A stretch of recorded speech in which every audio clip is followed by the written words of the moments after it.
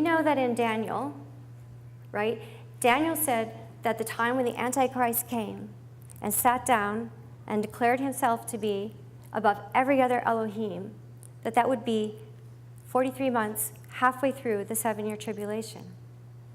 So if that's the case, everyone living then, they're going to know what year it is, and that means that they can calculate that 3.5 years later, when Yeshua returns, they're going to know what year it is.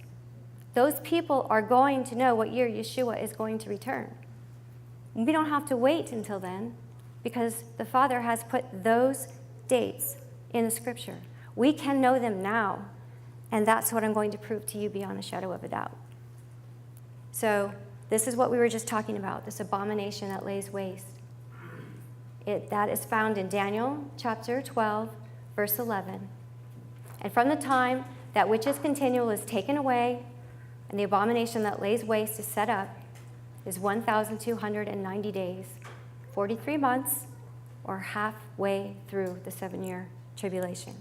And that is what we just spoke about, is that they then would calculate those dates and know that 3.5 years later, Yeshua was returning. So now all of us are saying, okay, well, if that's the case, when will these things be? Let's go get this. The starting point is 970 BCE. That's when David died and Solomon began to reign. So how sure am I that 970 BCE is correct?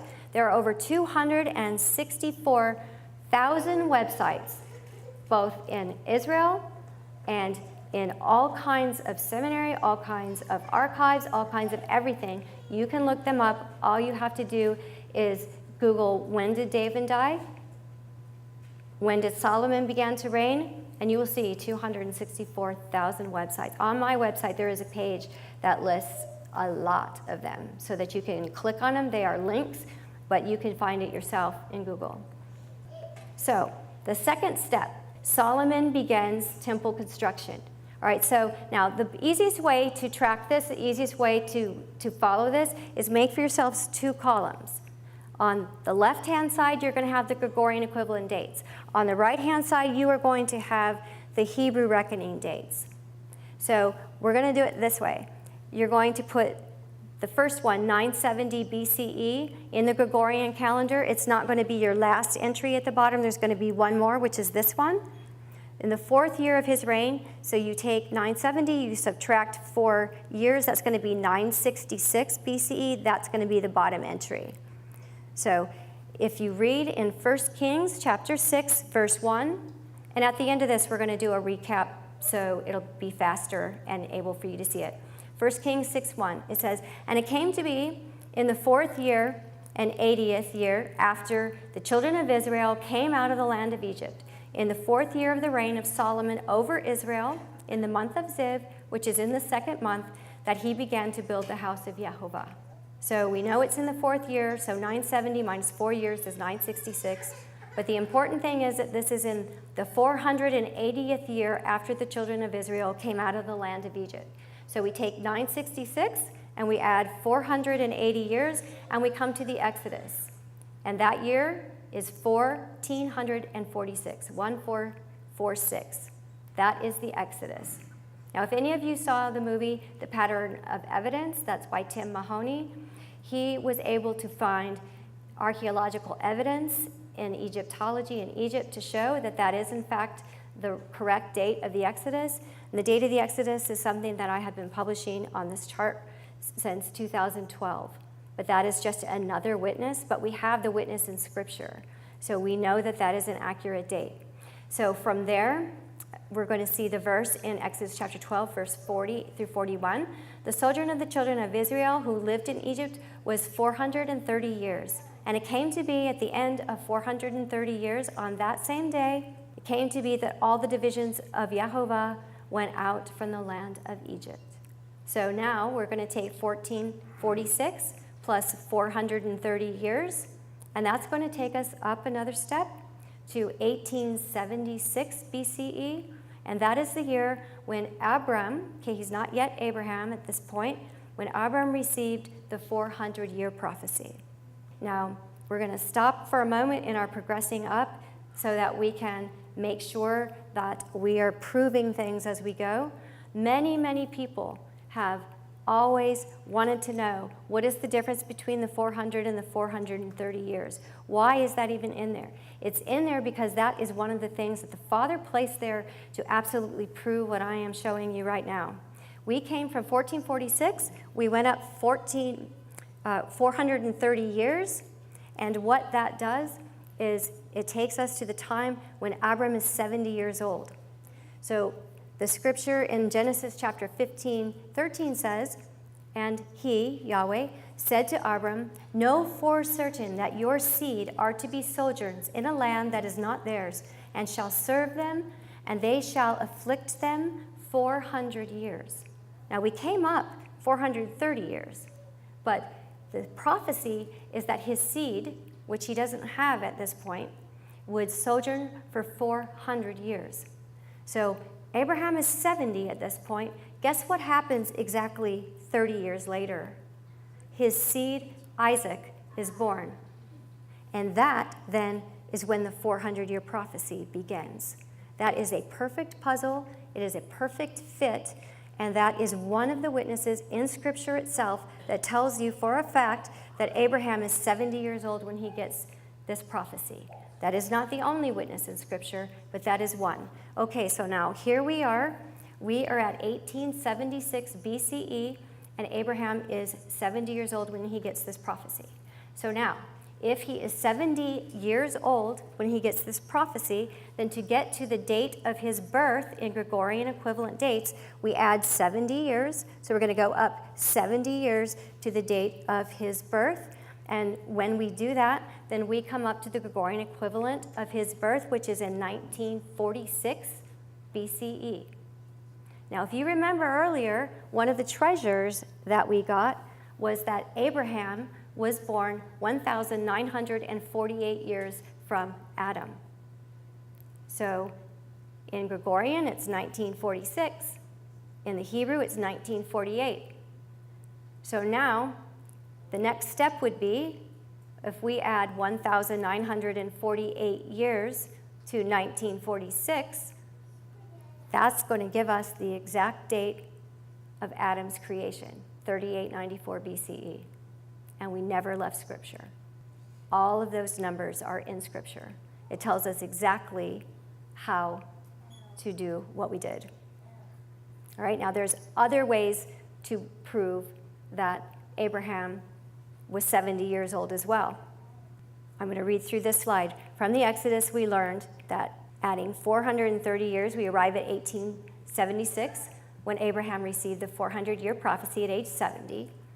We add 70 to 1876 to find the Gregorian equivalent date of Abraham's birth, which is 1946, and Hebrew 1948. We know that from Scripture, Abraham was 100 years old when he fathered Isaac. If we subtract 100 years from 1946, do we arrive at Isaac's birth? Yes. Isaac was born in 1846, and in Hebrew, 2048.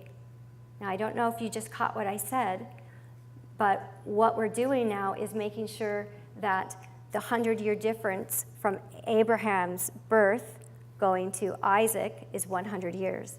We know that on the Hebrew side, but it's also proving it on the Gregorian equivalent side.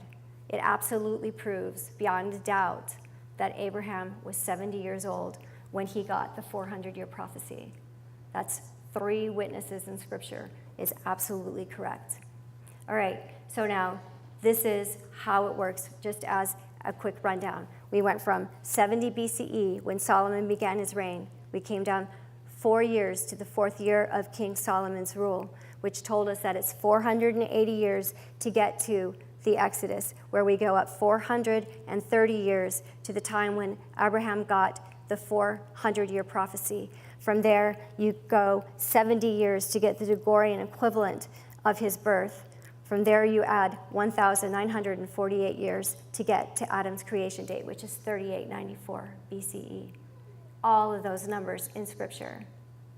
So again, the only reason that that has never been seen before is because the Father did not want it to be seen until it was the right time. So The big question is now, yes, it's cool to know when Adam was created, but when will these things be? What does that mean for us in the time in which we live? What happens when you subtract 6,000 years from that? Where does that take us? Well, once you do that, there is a lot of interesting things to talk about. But I'm going to leave that for you to do.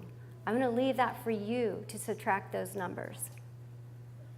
If you would like to talk about that, then feel free to contact me. My website is tetrascroll.com.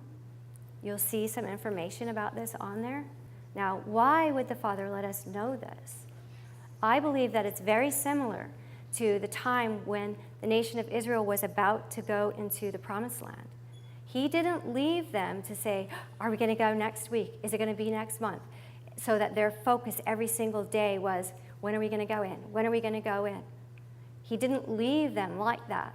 He told them that everyone 20 years old and older wasn't going to go, but everyone younger would. He wanted them to know. And for us, I think that he wants us to use our assets wisely. I think he wants us to use our life and our gifts wisely.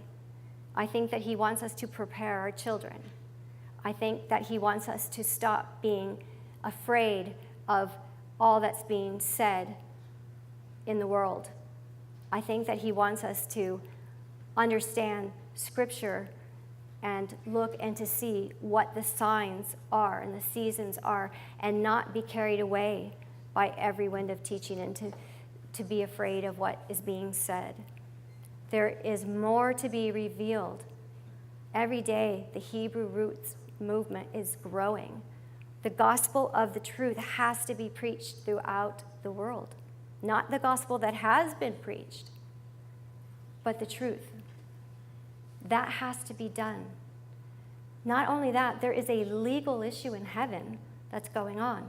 We know that when the Father created the earth, it says that there's 6 days of creation, right? And then the seventh is a Sabbath day that he set apart. Now, however you understand each of those 6 days to be, how long you think that they are, everyone has their idea of that. But we know he set aside the seventh as a rest. We know that in our lives today we have a 6-day week, and then we have a set-apart day, the seventh. We know that there are Sabbath weeks of years, and the seventh year the land is to rest. He does things in sevens. We also know that a day to the Father is like 1,000 years. So we are now coming up to 6,000 years since Adam's creation. The 7,000th year is going to be the 1,000-year reign of Yeshua Messiah. And then what? What happens next? So these are the things that we can learn about. This helps you to see where we are in the stream of time. And let us always remember that there are many, many gifts that he gives us. We are the happiest when we use them. And one gift is not above any other gift. They are all beautiful. And whether it is helping the elderly or caring for children, or it's a ministry of singing, or a ministry of reading, or any of the gifts that he's given us, they are all beautiful to him. And we are just so blessed as a people to be one body